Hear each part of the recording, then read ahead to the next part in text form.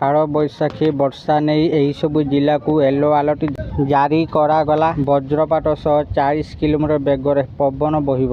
ଟହ ଟହ ଖରା ସାଙ୍ଗକୁ ଝାଞ୍ଜି ମାଡ଼। ସକାଳୁ ସକାଳୁ ଟାଏଁ ଟାଏଁ ଖରା ଦେହ ମୁଣ୍ଡ ଜାଳି ଦେଲା ପରି ଲାଗୁଛି।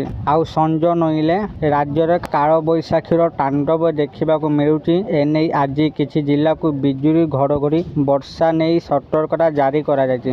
ଆସନ୍ତୁ ଆଜି ଆମେ ଏହି ଭିଡ଼ିଓ ମାଧ୍ୟମରେ ଜାଣିବା। ତେଣୁ ଭିଡ଼ିଓକୁ ଆରମ୍ଭ କରିବା ପୂର୍ବରୁ ଆପଣ ସମସ୍ତଙ୍କୁ ଅନୁରୋଧ, ଯେଉଁମାନେ ଏପର୍ଯ୍ୟନ୍ତ ଆମ ଚ୍ୟାନେଲକୁ ସବସ୍କ୍ରାଇବ୍ କରିନାହାନ୍ତି ଆପଣମାନେ ଏବେ ହିଁ ଆମ ଚ୍ୟାନେଲକୁ ସବସ୍କ୍ରାଇବ୍ କରନ୍ତୁ। ଆଉ ଏହି ଭିଡ଼ିଓକୁ ବହୁତ ମାତ୍ରାରେ ଲାଇକ୍ ସେୟାର କମେଣ୍ଟ କରନ୍ତୁ। ତେବେ ଚାଲନ୍ତୁ ଡେରି ନ କରିକି ଆଜିର ଏହି ଭିଡ଼ିଓକୁ ଆରମ୍ଭ କରିବା। ରାଜ୍ୟର ଗରମ ଆରମ୍ଭ ହୋଇଯାଇଥିବା ବେଳେ କାଳବୈଶାଖୀର ତାଣ୍ଡବ ଦେଖିବାକୁ ମିଳୁଛି। ତେବେ ଭାରତୀୟ ପାଣିପାଗ ବିଭାଗ ଓଡ଼ିଶା ପାଇଁ ୟେଲୋ ଆଲର୍ଟ ଜାରି କରିଛି।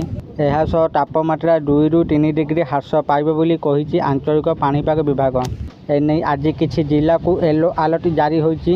ସେହି ଜିଲ୍ଲାଗୁଡ଼ିକ ହେଲା ରାୟଗଡ଼ା, କୋରାପୁଟ, ମାଲକାନଗିରି, କଳାହାଣ୍ଡି ଓ କନ୍ଧମାଳ। ଏହିସବୁ ସ୍ଥାନରେ ଘଡ଼ଘଡ଼ି ସହ ବର୍ଷା ପବନ ବହିବା ନେଇ ସତର୍କ ସୂଚନା ଜାରି ହୋଇଛି।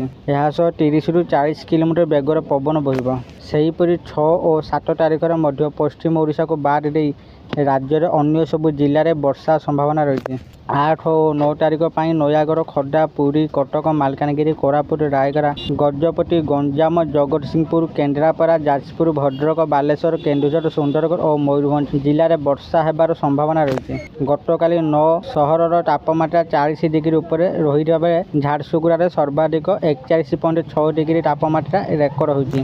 ଆଶା କରୁଛି ଆପଣମାନଙ୍କୁ ଆଜିର ଏହି ଛୋଟିଆ ଇନଫର୍ମେସନ୍ ଭିଡ଼ିଓଟି ନିଶ୍ଚିତ ଭାବରେ ଭଲ ଲାଗିଥିବ। ଆଉ ଆପଣମାନେ ଭିଡ଼ିଓ ଦେଖି ସବୁକିଛି ବୁଝି ଯାଇଥିବେ। ଯଦି ଆପଣମାନଙ୍କୁ ଏହି ଭିଡ଼ିଓଟି ଭଲ ଲାଗିଥାଏ ଦୟାକରି ଏହି ଭିଡ଼ିଓକୁ ବହୁତ ମାତ୍ରାରେ ଲାଇକ୍ ସେୟାର ଓ କମେଣ୍ଟ କରନ୍ତୁ। ଆଉ ଯେଉଁମାନେ ଏପର୍ଯ୍ୟନ୍ତ ଆମ ଚ୍ୟାନେଲକୁ ସବସ୍କ୍ରାଇବ୍ କରିନାହାନ୍ତି ଆପଣମାନଙ୍କୁ ଅନୁରୋଧ, ଆପଣମାନେ ଏବେ ହିଁ ଆମ ଚ୍ୟାନେଲକୁ ସବସ୍କ୍ରାଇବ୍ କରନ୍ତୁ। ଆଜି ପାଇଁ ଏତିକି, ପୁଣି ଦେଖା ହେବ ଆଉ ଏକ ନୂଆ ଭିଡ଼ିଓରେ। ସେତେ ପର୍ଯ୍ୟନ୍ତ ମୁଁ ଦୀପୁ ଆପଣମାନଙ୍କଠାରୁ ବିଦାୟ ନେଉଛି। ରହୁଛି, ଧନ୍ୟବାଦ।